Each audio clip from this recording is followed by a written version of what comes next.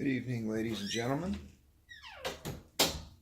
This is just a small, thought-provoking video about an enclosure, adding a feeding port, and how to do some simple modifications. This enclosure started life as a Jamie's juvenile arboreal enclosure. You can see what if you had a really fast tarantula, maybe your first Poecilotheria, maybe Pyraminia or a Tappy or something like that. This could make it much easier to keep the tarantula, and you would have much less likely to have an escape. You can see how this is done. This is a feeding port and a little bracket to keep it closed as an additional precaution. So what you do to open it is you pull it open like this. You can see the hole. You just drill this with like a normal spade bit for a drill. Any drill can make a hole like that. You can go to the hardware store. Notice that the hole is smaller than the bottom of the cork. Well, no, it's bigger than the bottom of the cork and smaller than the top. So it just goes in like this. And actually it pushes in pretty firmly. You could just do it put it in like that and probably be okay. But, it's better to put in a bracket. Now when you mount the bracket, what you do to give it clearance to move is you'll take a penny, put it on top of here, place the bracket, mark where your hole is that you're gonna drill or melt in with your soldering iron, and then you'll put it in, and we'll see what it looks like from the inside.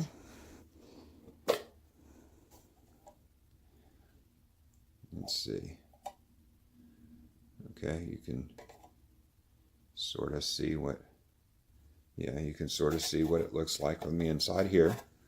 There's no nut on the inside of this screw. This is a stainless steel screw with threads, and it just kind of screws in. You don't necessarily need to put a nut on the inside of it, but if the hole's a little bit too big, you'll have to put a nut and a washer in there or something just to hold it. You want it to be snug but not excessively tight. Now, you might be asking, how are you going to introduce the tarantula in initially? Well, after and you can also mount decor on the inside here. You could take your bark, drill a hole, put it in like this, and you could mount it in various places, or you could put it here. So this structure, the way it's made, is it's very amenable to decorating any way you like. If you're having a arboreal, you might want to put a little water dish here or something like that. This vent is from roundvents.com, and it's a little bit of an upgrade over the Jamie's vent. I mean, she uses one with wire mesh that's perfectly good, but this one's a little bit more, a little bit finer screen, and you can see it just fits in here with the tabs, same as the Jamie's one, but just a little bit stronger, a little bit of an upgrade. If your tarantula does manage to chew through the screen, he or she is not going to get out of these panels here, so a little bit more escape proof. So after you get your tea in, what you're going to do is take a clear plastic panel. This piece is actually a lens for a welding helmet. For the splash shield, this goes on the outside. I'm going to turn it over like this. You have to hold it carefully. Place it here. Gradually, and you do have to be a little careful how you do this. Gradually slide it out, and then, place the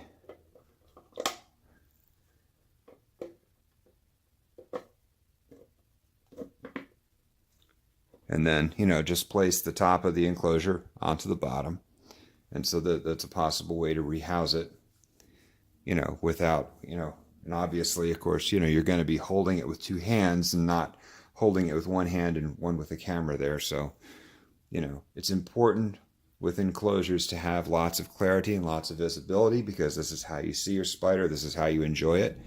If you look at the top here, you have holes here on the top and here on the sides where there's nothing attached or drilled into there, you can have extra holes here. You can see here. So this is pretty much fully cross ventilated. I mean, you could probably, maybe put extra holes here if you like, but it's always nice to have a little bit of a viewing area, and some in the top. So this is something that, would be, very good for AVIX, or something that needs, a lot of airflow. You could always put clear tape over some of these holes if you need to raise the humidity inside or add humidity. So that's the nice thing. And these guys were all made with a soldering iron, and the holes that there's a little bit of roughness on the edges where they raise up, but overall the profile is pretty smooth. There's nothing all that sharp, and the same is true on the inside. So this is how you would add it and hold it. So you do this again. We'll go to one more time, and this is a little stiff because it's new. So you have your tea in here. Place it.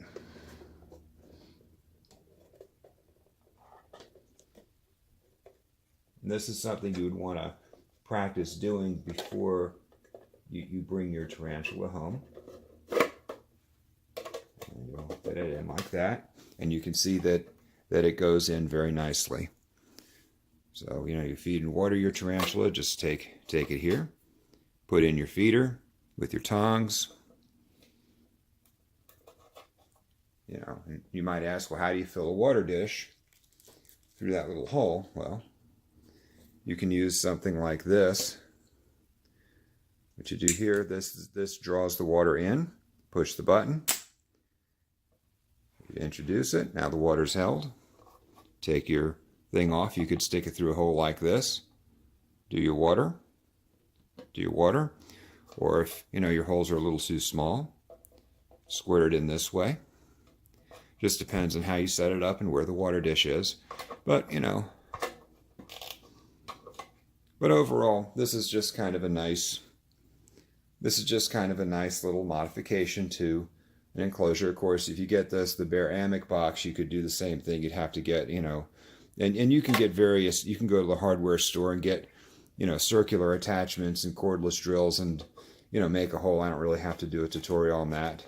You can see here with the bracket, I can just close it a little bit past the angle, and now it's pretty stiff. Of course, you would never pick a cage up like this, but you could.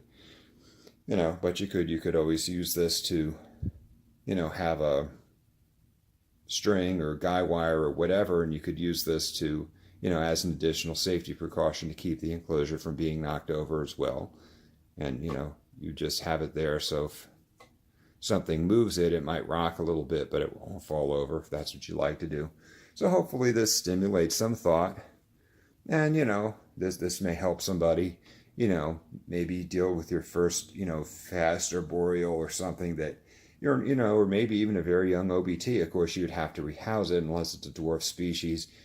This wouldn't really be a good adult size enclosure unless you did the same thing to a larger acrylic enclosure of a greater size. But hopefully this stimulates some thought and some discussion, and I'll upload this up to YouTube. This is White Lightning 777 signing out. And these enclosures, they are a little bit prone to fingerprinting, and some tarantulas do kind of like to project, festoon their enclosures with feces more than others, and they'd have to be cleaned off. But so you might have to take your spider out and clean the inside of the vents out, so it's not completely totally hands off for any spider. There's really no such thing with that with a tarantula. But as always, a catch cup and a paintbrush are your friends. But speaking of catch cups, let's go over something that might work for larger cages. This is something that would work for maybe Exoterra Nanos or Terra Blue enclosures, especially if you had a door that especially if you had something that opened from both the side and the top, like your Exoterra. This is an ideal catch cup for releasing a fast tarantula. All right, we'll go over. You can see what it works like.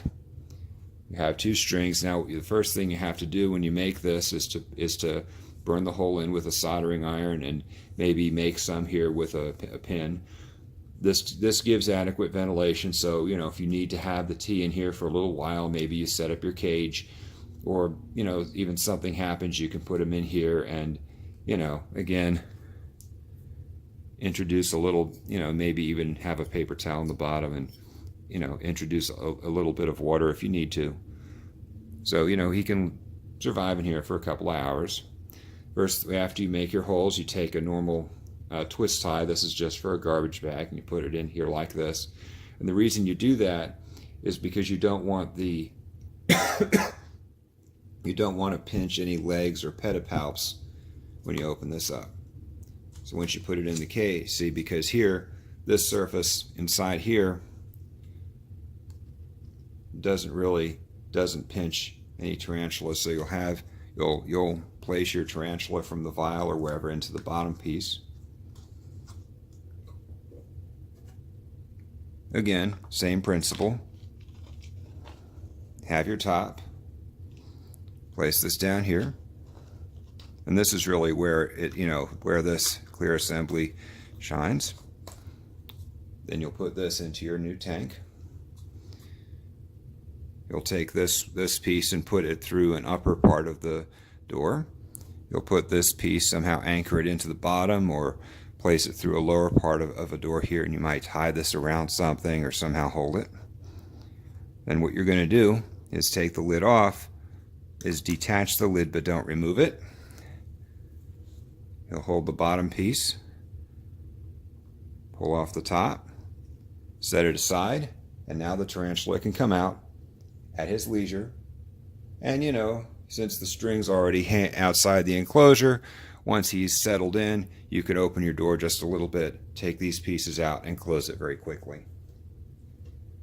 Now, with this particular thing here, it's a little bit too big for this enclosure. You'd have to make, as you can see here, it would fit, but not well. So you would have to make a smaller version of this if you wanted to use it in something like that.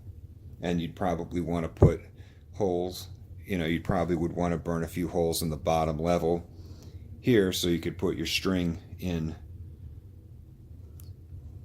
So you could put this lower string in here through the bottom. Now when you put the string in, there's a special way to do it. You have to tie a loop in the front here, and you can see you make a small knot, a little bit hard to see, and then you'll pull the top of the string through the loop. You'll pull it through the loop and then make it tight, so that way it's holding. You can't just put the string through or hold it with tape because it will pull out. So you'll want to do it this way.